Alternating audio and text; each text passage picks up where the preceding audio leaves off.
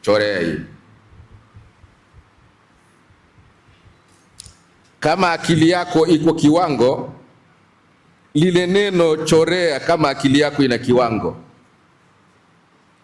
Akili za watu zilivyokuwa zimefungiwa kwenye chupa,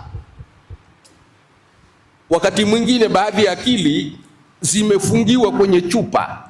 Yeye ana ugumu wa tonge, yeye ana ugumu wa tonge, alafu anatoa.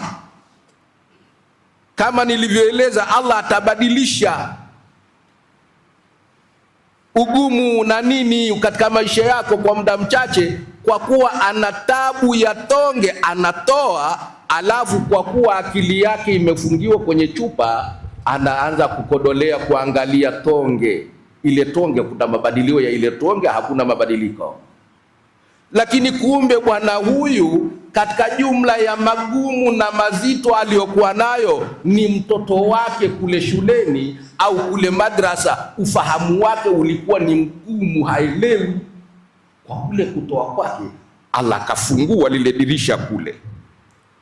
Yeye kwa sababu ile akili yake imefungiwa kwenye chupa, anaona bado, kwa sababu tonge bado imesimama pale pale, haijapanuka. Lakini akili na ufahamu wa kijana umeshafunguka. Ndio maana ukaona Allah subhanahu wa ta'ala anakutaka utoe, pamoja na kwamba ulichokuwa nacho ni kidogo.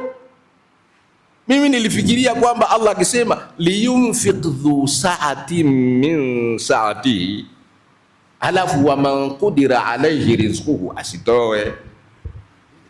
Lakini tena ndo ikaja wa man qudira alayhi rizquhu fal yunfiq, tena amri ile ile fal yunfiq mimma atahu Allah, ili mambo yako na maisha yako yakunjuke.